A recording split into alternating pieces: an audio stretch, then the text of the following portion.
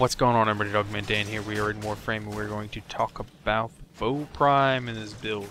So let's get busy on this thing. So Bow Prime, I've got him set up to work with Loki Prime. Recently posted a Loki Prime video. It's actually really set up to work with the build that I have, and obviously you can carry that build on Loki Prime to almost any frame if you really wanted to. That'll work really well with this style of build that I put onto this weapon, so just keep that in mind as we go through it. Now, some of the things we need to know about this: it requires Flailing Branch for its stance, lifting strikes, and whirlwind combos, and it does a pretty good job on those. It does in the beginning. It seems to fail a little bit.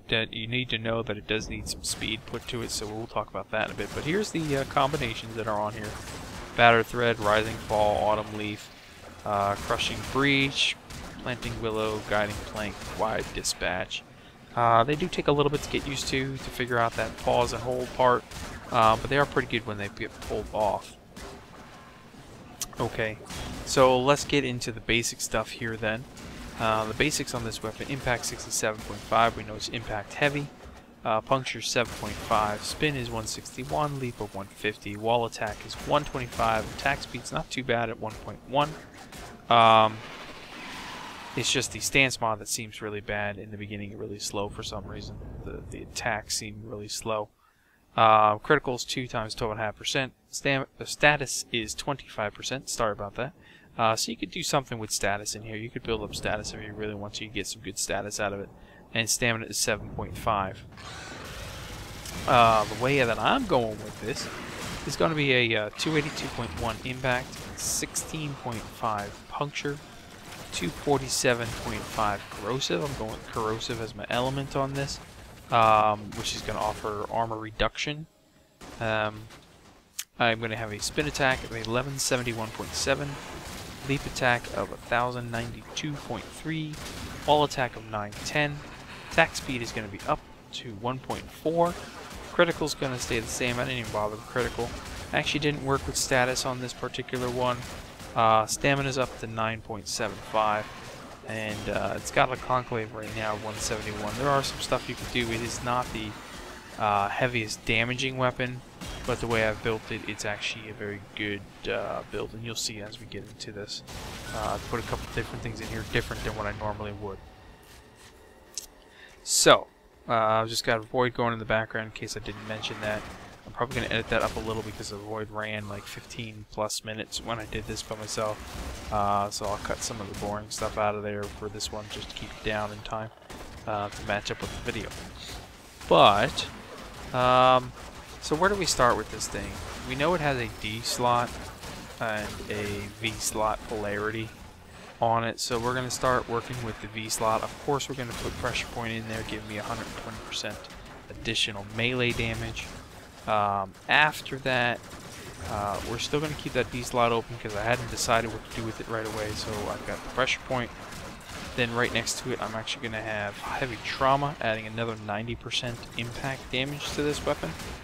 So that's giving me, what, 210% impact damage increase, basically.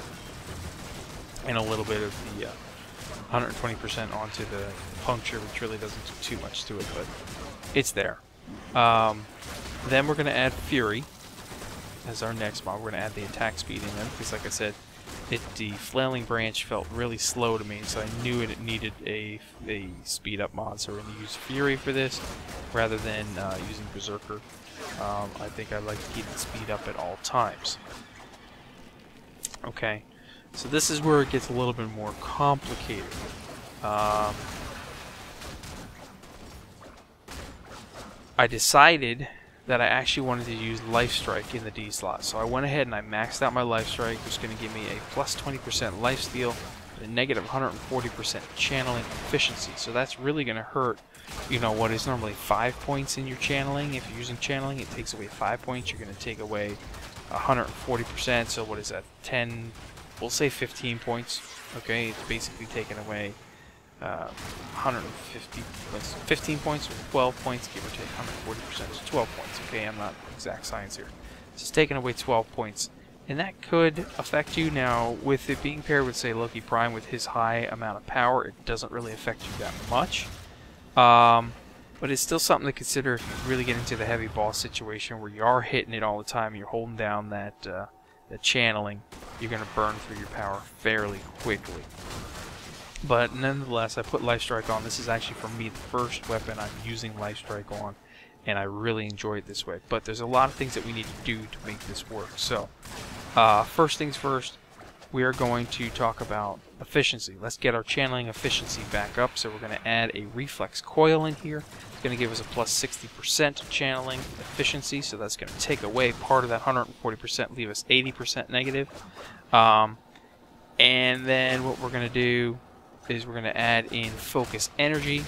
Not only is this the first part of the corrosive build, but it's going to give us another plus 40% channeling efficiency. So we're knocking off 100% of that channeling loss that we get from Life Strike, and now it's just a negative 40%. Negative 40%, you're talking 7 points total off. So realistically, 7 points per hit to get your life back is not a bad thing at all.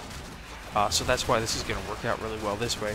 And then what we're going to do is going to put in our second portion of the combo, which is going to actually, we're going to use Fever Strike to get 90% extra poison damage over the dual stat mod that would just get a 60%. I want the 90%. I want that extra corrosive damage in there that I can get to help build up my basic stats as well.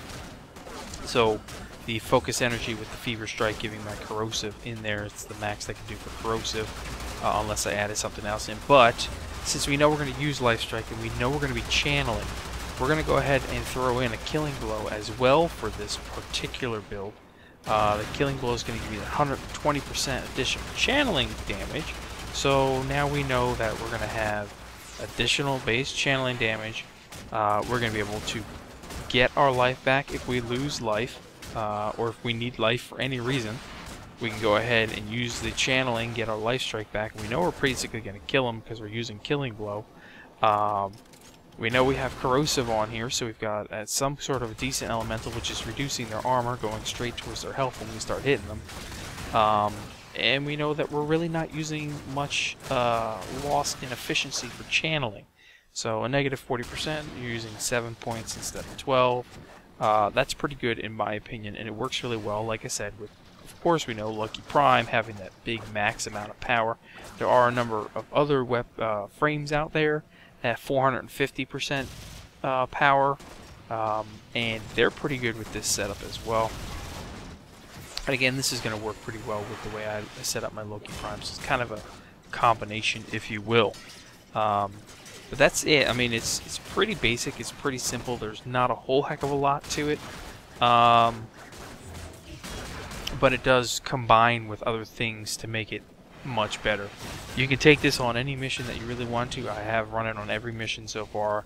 I haven't recorded it and shown you guys on everything, but I have run it successfully solo on pretty much everything.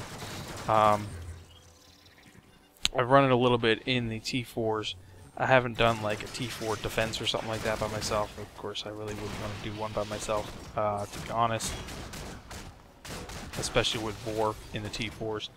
I'd really not want to run too many T4s by myself. That's not fun. But let me know what you think in the comments below. Hit that like button for me if you did like this video. If you've got a different build, feel free to leave it below. If you change something up in the build, feel free to leave it below. Let me know. I do read them. I do like to see what other people are coming up with. I've had a couple of other comments from some other ones, and I'm going to actually go back and review and talk to you guys about some other people who have left some comments on some other weapons of mine. I'll go back and review about their updates, what they've done, and maybe present something on the channel for you. But let me know what you think. And then, of course, if you're not subscribed and you want to subscribe, please do subscribe. It's greatly appreciated if you like this and everything else on the channel. Otherwise, I'll catch you guys in the next episode. Thanks for watching. See you soon.